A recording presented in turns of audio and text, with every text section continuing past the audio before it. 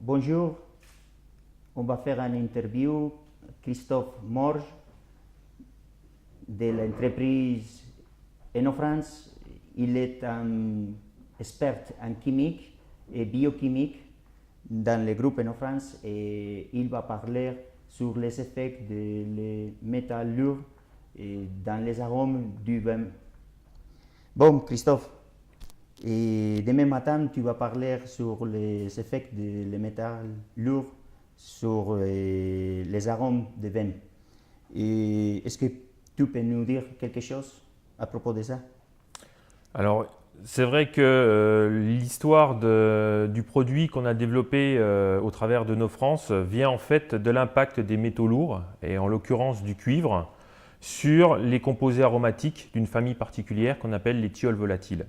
Et on a constaté, enfin on constate dans la pratique, que l'apport de cuivre sur des vins contenant des thiols de type Sauvignon finissent par neutraliser totalement le côté aromatique des vins.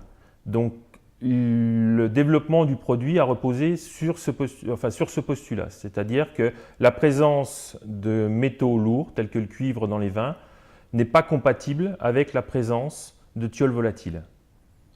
Bon. Et avant de commencer à faire des questions techniques sur les effets des métaux lourds, qu'est-ce que tu penses des analyses qui sont l'habitude de faire? Est-ce qu'il y a une habitude de faire des analyses sur les métaux lourds, sur le cuivre, le zinc, produits comme ça ou pas? Disons que pour l'instant, les analyses qui sont réalisées au niveau des métaux lourds sont souvent réalisées en fin de process d'élaboration des vins, au moment de la mise en bouteille. Ce sont souvent au travers d'analyses d'export qu'on retrouve ces quantifications de cuivre et de fer. Or, on s'aperçoit qu'il n'y a pas assez d'analyses réalisées sur les mous. D'ailleurs, en 2006, on s'est intéressé justement à faire des analyses de métaux lourds sur les mous. Et on s'est aperçu que dans certaines régions, comme par exemple l'Alsace en France, on avait des moyennes qui se situaient entre 3 à 4 mg de cuivre sur les mous. Ça ne veut pas dire qu'on aura sur les vins 3 à 4 mg, mais ils sont présents au départ et c'est cette présence au départ qui pose problème. Par la suite, il est éliminé naturellement durant la fermentation alcoolique et c'est pour ça qu'on se retrouve souvent avec des vins qui contiennent des valeurs très faibles de cuivre. Et la plupart des gens ont tendance à dire qu'ils n'ont jamais eu de problème de cuivre parce qu'ils le constatent, cet élément, uniquement au moment de la mise en bouteille sur des vins qui sont finis, qui contiennent très peu de cuivre. Bon, mais quelles sont les valeurs optimales pour avoir une bonne fermentation et pour n'avoir de problèmes du point de vue aromatique? Alors du point de vue aromatique, par rapport à des essais, on a constaté qu'à partir de 1 mg de cuivre sur mou, on avait une dépréciation importante des arômes. Dans la pratique, on a pu, en 2006, lors de vinification, j'ai été contacté par des personnes qui avaient jusqu'à 30 mg de cuivre sur des mous, ce qui est colossal.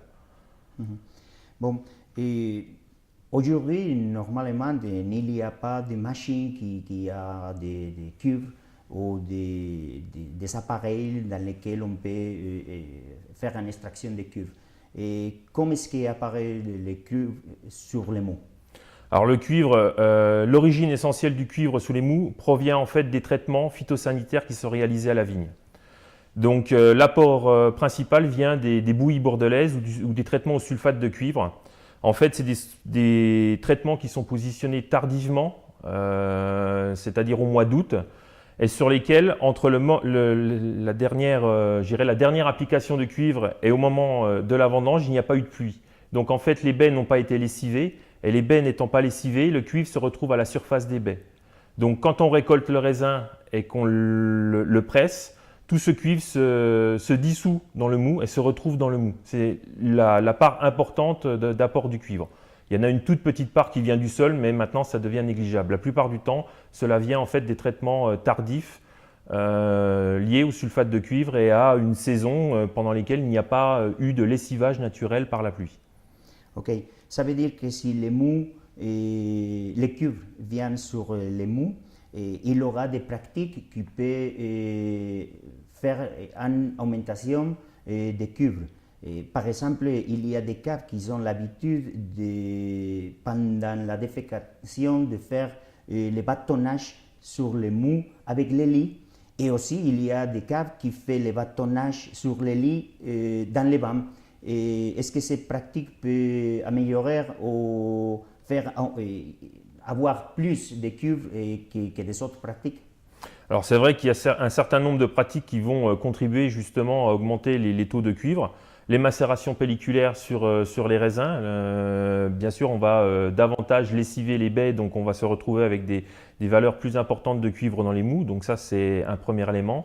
Ensuite c'est vrai que durant la fermentation alcoolique, les levures captent, en fait détoxifient le milieu, fixent le cuivre, donc ce qui explique en fait qu'on peut se retrouver avec des valeurs de cuivre importantes dans les mous, mais que sur des vins finis on a très peu de cuivre. Alors justement, comme tu le signalais, l'inconvénient vient de l'utilisation des lits qui sont gorgés de cuivre. C'est vrai que l'utilisation en bâtonnage de ces lits risque, durant l'élevage, de relarguer le cuivre qu'elles ont fixé et donc d'augmenter à nouveau le cuivre dans les vins. Et maintenant, vous avez une expérience, vous avez essayé, et vous pouvez dire qu'à niveau plus haut de cuivre, moins des arômes sur les vins? Oui, à partir de 1 mg de cuivre, on constate un impact significatif au niveau aromatique. Ok, d'accord. Bon, ça veut dire que jusqu'à maintenant, nous avons parlé sur les pratiques des vins blancs et sur les bâtonnages avec les lits dans les mous ou dans les vins. Et qu'est-ce que tu peux dire sur les vins rouges? Alors sur les vins rouges, on a quelques expériences, bon, moins que sur les vins blancs, puisque le produit avait quand même été ciblé par rapport aux vins blancs. On a aussi des essais sur vins rosés. Donc on a un impact aussi important au niveau aromatique sur les vins rouges et sur les vins rosés. La seule pratique sur laquelle il faut être attentif, c'est que le produit qu'on utilise est un dérivé de la PVPP et on sait que la PVPP absorbe les polyphénols. Donc on peut avoir une légère diminution de la couleur. Par contre, le gain aromatique étant significativement supérieur, c'est des produits qu'on peut tout à fait utiliser dans des assemblages pour augmenter le côté aromatique, voire sur des vins très colorés, l'impact du produit sera tout à fait négligeable.